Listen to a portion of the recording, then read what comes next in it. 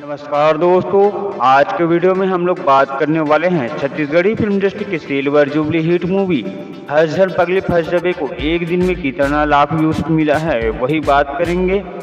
संघर्ष एक जंग का ऑफिशियल ट्रेलर कब आने वाला है, इसके बारे में दोस्तों बता दें कि छत्तीसगढ़ी फिल्म इंडस्ट्री की सिल्वर जुबली हिट मूवी हस झन पगली फस जबे को यूट्यूब पर अपलोड कर दिया गया है। बता दें कि इस फिल्म को AVM गाना यूट्यूब चैनल में 11 अगस्त को अपलोड किया गया है। बता दें इस फिल्म की स्टार कास्ट में सुपरस्टार मनु कुरैशी व कृति चौहान नजर आए थे।